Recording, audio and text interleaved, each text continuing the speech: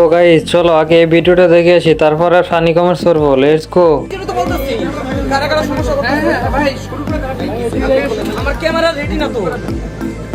तो चलिए शुरू करते हैं। দেশের চাহিদা মিটিয়ে বিদেশে রপ্তানি করা সম্ভব। এই জন্য আমি এমন অবস্থা দেখলে পকেটে হাত দিয়ে করি, না জানি কখন হাত চলে যায়।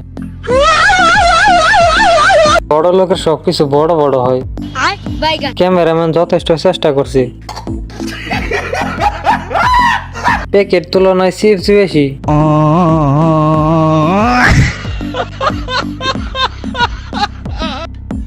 रुको जरा सबर करो। মিশরের এই পিরামিড কে তৈরি করলো এখন আমরা অজানা। সবই ক্যামেরাম্যানের কষ্টের ফল। অনেক শ্রমিক কাজ করছে ওর মাঝে। বুক ভরা কত বড় বড় সাহস। ভাই আমাদের এখানে বন্যা হয়ে গেছে, আপনাদের পাহাড়ি এই জায়গায় আমাদের যদি একটু আশ্রয় দিতেন তাহলে খুব উপকৃত হতাম।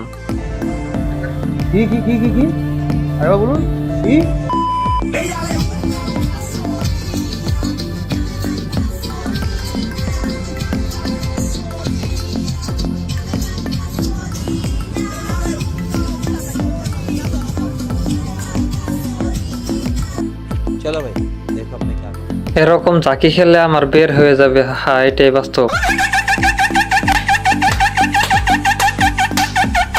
আম গাছের লিচু কিভাবে সম্ভব? যৌবনে ঠেলা ডান। अबे साले ওরে বনি, এদের রেট কত? শুধু অ্যালার্জি হলেই চুলকায় না, লোকের ভালো দেখলেও অনেকের চুলকায়।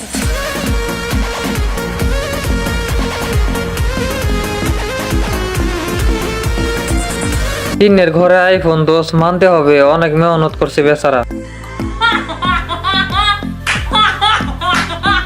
পম পম ভালো লাগছে।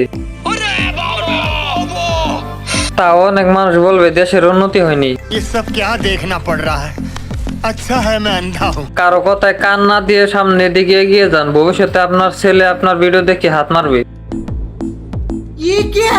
তাই তো বলি টিনের ঘরে আইফোন কেমনে।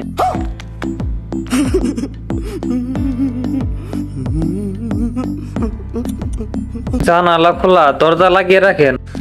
तू समझा? हाँ। नहीं तू समझा नहीं। গরিব বলে পুষ্টিকর খাবার খেতে পারি না। নিঃসন্দেহে তুই ঠিক কথা বলেছিস।